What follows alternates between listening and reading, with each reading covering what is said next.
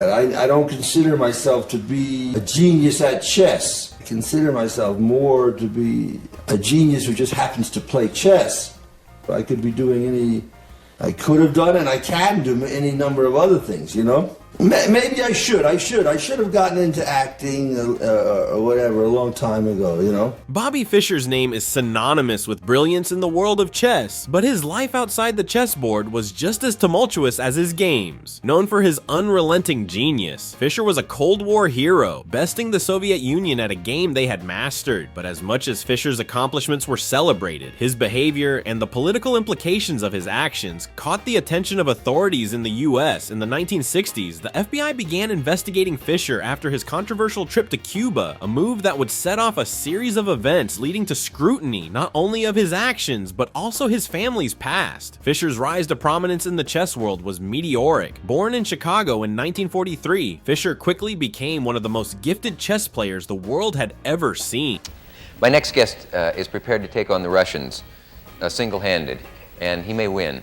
You know that Russia dominates the chess world, if you know even as little about chess as I do. His ultimate victory over Boris Spassky in 1972 marked the height of his career and a major symbolic victory over the Soviet Union during the Cold War. But before that, Fischer's behavior on and off the chessboard was increasingly attracting the attention of both the public and government officials. In 1966, Fischer was invited to Cuba to represent the United States at the 17th Chess Olympiad. At the time, the US maintained a strict embargo against communist Cuba, and travel to the island was tightly controlled. Fischer's trip to Cuba would quickly turn into a source of scandal. Upon arriving in Havana, Fischer made headlines when he refused to play against the Soviet Union team on a Saturday due to his religious beliefs. Fischer, a devout follower of the Brooklyn-based Worldwide Church of God, observed the Sabbath from Friday evening to Saturday evening, and as a result, he demanded that the match be rescheduled, a request that was granted despite protests from the Soviets. This controversy was just the beginning. Fischer's behavior in Cuba led the FBI to take a much closer look at his actions. What followed was an investigation that spanned years as the agency dug into Fischer's movements, his past, and even his family history. At the time, Fischer was a national hero, bringing pride to the United States by succeeding in a domain the Soviets had long dominated. But his behavior, especially during his time in Cuba, raised suspicions among US officials. Fischer's refusal to play against the Soviets was seen as defiance, while his decision to remain in Cuba after the official matches ended seemed suspicious to those monitoring his every move.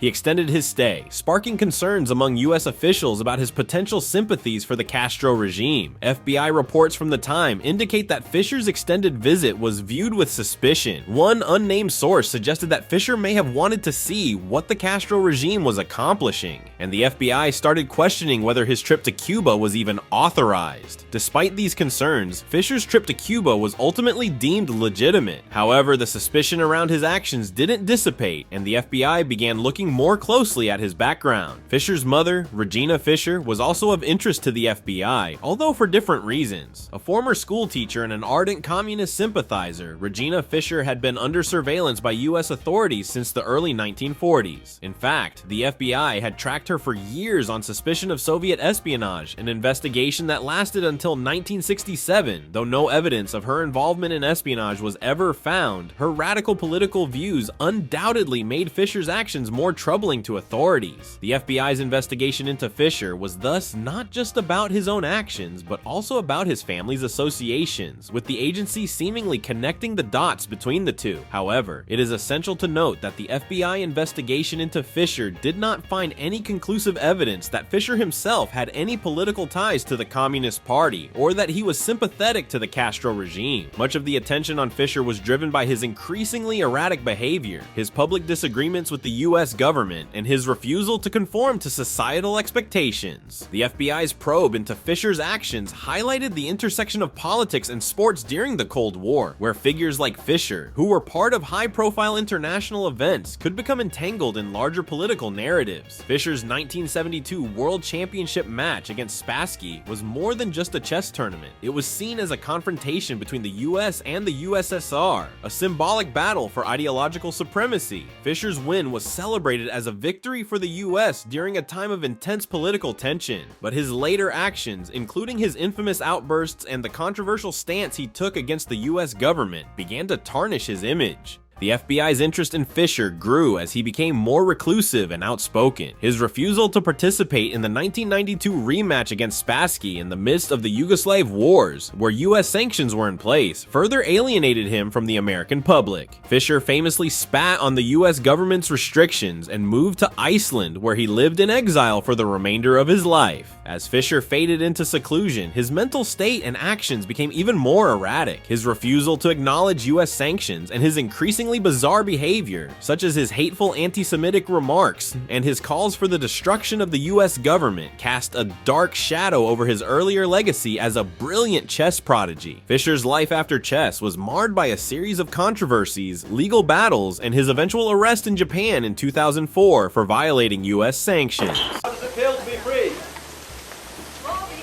Do you think you're beating the USA? I'm not free until I get out of Japan. This country, there's no law and order here. You got the message from USA? This is, let me just say something. This was not an arrest. This was a kidnapping. It was all cooked up between Bush and Koizumi. They are war criminals. They should both be hung. Fischer's decline into obscurity was mirrored by his increasing isolation. He rarely spoke to anyone from his past and seemed to revel in his self-imposed exile. Spending his days living in Reykjavik, Iceland, Fischer's relationship with his fans was largely destroyed by his political rants and behavior, leaving many to wonder whether the same genius that had propelled him to the top of the chess world was now being eroded by his mental state. Despite the many controversies surrounding his life, Fischer remained a figure of intrigue, with his status as one of the greatest chess players of all time never in doubt. Fischer died in 2008 of renal failure at the age of 64, and his passing left the world wondering what could have been had his mental state not deteriorated so drastically. The FBI's investigation into Bobby Fischer reveals a fascinating and tragic chapter in the history of Cold War-era sports. Fischer, a man who had the world at his feet, found himself caught in a political maelstrom of his own making. His actions during the height of his fame raised uncomfortable questions about his loyalties, and his later years served as a cautionary tale about the perils of fame, isolation, and unchecked genius. Today, Fischer is remembered not only for his stunning victories on the chessboard, but also for the complex, troubled legacy he left behind. The FBI's interest in his life may have been sparked by his Cold War connections, but it also underscores the inherent tension between being a global icon and a deeply isolated individual. Fischer's life was filled with contradictions. His brilliance was overshadowed by his reclusiveness, and his impact on the chess world was tainted by his personal demons. As Fischer's story continues to fascinate chess enthusiasts and history buffs alike, his legacy remains a testament to the complexities of fame and genius, and the fragile nature of human psychology. But was his visit to Cuba the start of his downfall? We'd love to hear your thoughts on this. Let us know in the comments section.